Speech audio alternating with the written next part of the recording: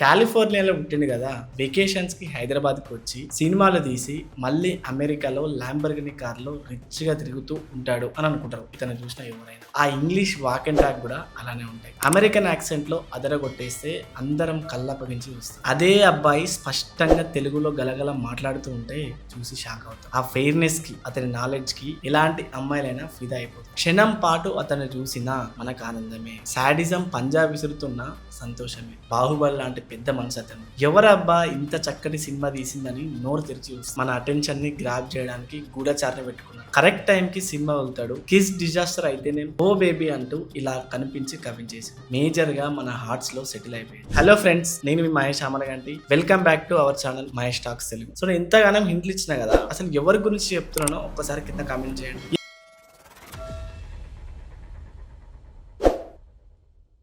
Yes, the great Adivi Sesh.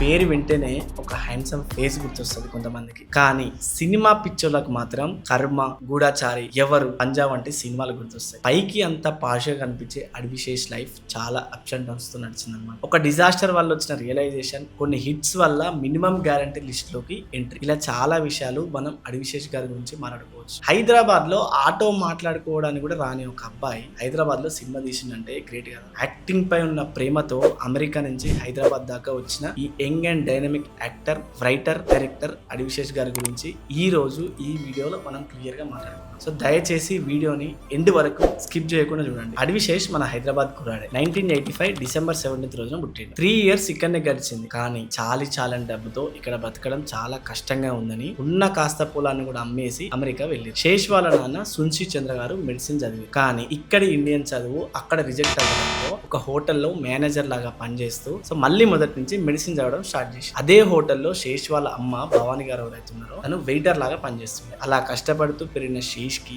Financial గా ఒక maturity ఉండేది. ఎందుకంటే వేసుకోవడానికి బట్టలు కూడా కొనలేని టైంలో శేష్ కొన్ని సందర్భాల్లో వాళ్ళ నాన్నగారి బట్టలు వేసుకున్నాడు. శేష్ చిన్నప్పటి నుంచే సినిమాలను చాలా బాగా ఇష్టపడేవాడు. అప్పుడే శేష్ జేమ్స్ బాండ్ సిరీస్ లోని లైసెన్స్ టు కిల్ అనే సినిమా చూసి చాలా ఎక్సైట్ అయ్యాడు. ఇంకెప్పుడు అలాంటి సినిమాల గురించి ఆలోచిస్తూ వాటినే చూసేవాడు అనమాట. సో వాళ్ళ నాన్నతో కూడా ఒక గన్ కొనిపించుకొని తానే జేమ్స్ బాండ్ అన్నట్లుగా ఫీల్ అయ్యేవాడు. సో ఇక్కడి నుంచే శేష్ కి సినిమాలంటే ఇంకా పిచ్చిగా మారిపోయింది. తెలియకుండానే యాక్టింగ్ పై ఇంట్రెస్ట్ వచ్చింది. కానీ అమెరికాలో పెరిగిన శేష్ కి ఇండియన్ కల్చర్, ట్రెడిషన్, లిటరేచర్ బాగా తెలుసు. అలా పెంచారు వాళ్ళ ఇంట్లో అతన్ని. సో దాంతో అడ్విశేష్ కి తెలుగు పుస్తకాలు చదవడం కూడా చాలా బాగా అలవాటు అయిపోయింది. శేష్ స్టార్టింగ్ లో సినిమా ప్రయత్నాలు మొదలుపెట్టి అమెరికాలో ఉన్నప్పుడే సంతోషం అనే సినిమాలో నందుకి ఫియాన్స్ గా యాక్ట్ చేసి, అయితే అక్కడే ఉంటే చిన్న చిన్న రోల్స్ మాత్రమే చేయగలరని అటు నుంచి ఇండియాకి ఫ్లైట్ ఎక్కిండు. అమెరికన్ అబ్బాయి కదా, కొంచెం టెక్నాలజీ పైన నమ్మకం ఎక్కువ ఉంటుంది.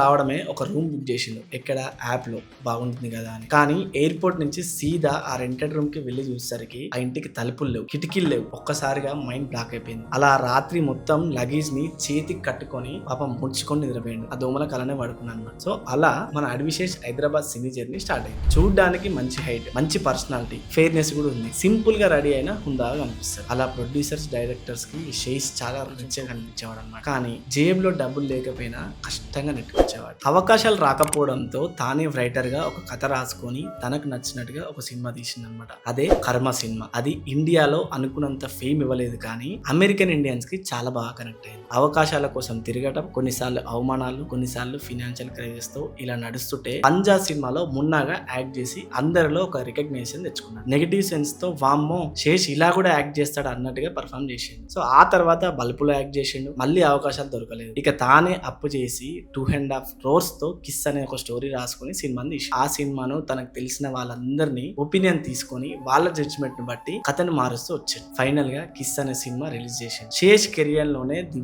ఓన్లీ డిజాస్టర్ సినిమా అంటే అదే. కనీసం పోస్టర్ అంటించడానికి మైదా పిండి ఖర్చు కూడా ఆ సినిమా వల్ల రాలేదు అతనికి. సో డీప్ గా డిప్రెషన్ లోకి వెళ్ళిపోయింది. సో ఇప్పటి నుంచి ఇలా వేరే వాళ్ళ ఒపీనియన్ తీసుకోకుండా నచ్చిందే చేయాలని గట్టిగా ఫిక్స్ అయిపోయింది. సో ఆ తర్వాత run Raja run, ladies and gentlemen సినిమాలో యాక్ట్ చేసిండు. అండ్ బాహుబలి సినిమాలో కూడా యాక్ట్ చేసిండు. తర్వాత కూడా కొన్ని మూవీస్ లో చిన్న చిన్న గెస్ట్ రోల్స్ ప్లే చేస్తూ వచ్చిందనమాట. అండ్ 2016 లో క్షణం మూవీతో ఇక అడ్విశేష్ ఫామ్ లోకి వచ్చాను. అనుకున్న దానికంటే ఆ సినిమా చాలా బాగా ఆడింది. అప్పటి నుంచి శేష్ కి మంచి ఫేమ్ వచ్చింది. తక్కువ బడ్జెట్ లో ఎక్కువ అవుట్పుట్ ఇవ్వడం శేష్ యొక్క స్పెషాలిటీ. సో అలా మళ్ళీ చాలా కథలు విని దాంట్లో నుంచి కొన్నింటిని మాత్రం చూస్ చేసుకొని యాక్ట్ చేసింది అనమాట. సో దాని తర్వాత గూఢాచారి ఎవరు మూవీస్ తో వరుస హిట్స్ కొట్టి minimum guarantee hit heroes list లో యాడ్ అయిపోయింది. సో ఇవే కాకుండా మేజర్ అనే ఒక బయోపిక్ తో మన ఇండియన్స్ కి బాగా దగ్గర అయిపోయింది అనమాట. సో ఎందుకంటే ఈ biopic the great Indian army major Sandeep Unnikrishnan గారికి సంబంధించింది. సో ఇందులో శేష్ మేజర్ సందీప్ గారి రోల్ ని ప్లే చేసింది. సో ఇవే కాకుండా రీసెంట్ గా డెకాయిడ్ సినిమాతో కూడా మనందరం చాలా బాగా ఎంటర్టైన్ చేసింది. సో లైఫ్ లో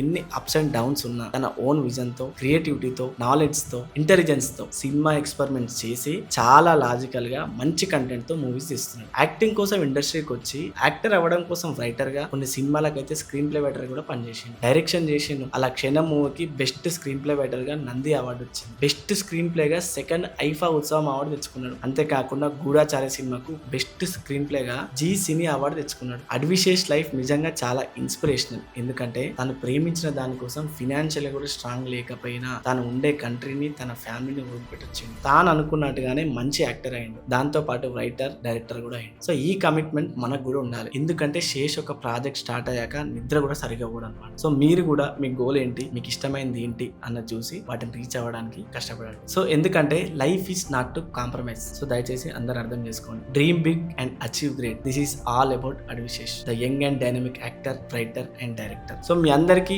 అడ్విశేష్ గారి జర్నీ చాలా బాగా అర్థమైంది అనుకుంటా. సో వీడియో చూసే వాళ్ళందరికీ తన లైఫ్ లో మీకు ఏం పాయింట్ నచ్చిందో కింద కామెంట్ చేయండి అండ్ వీడియో నచ్చితే లైక్ చేయండి. And thank you so much అందరికీ వీడియో 2 వరకు చూసినందుకు. Thank you for watching. See you in the next video. And next ఎవరి గురించి అయితే మీరు తెలుసుకోవాలనుకుంటున్నారో వాళ్ళ పేరు కూడా కింద కామెంట్ చేయండి. ఖచ్చితంగా మేము వాళ్ళపైన వీడియో చేయడానికి ట్రై చేస్తాం.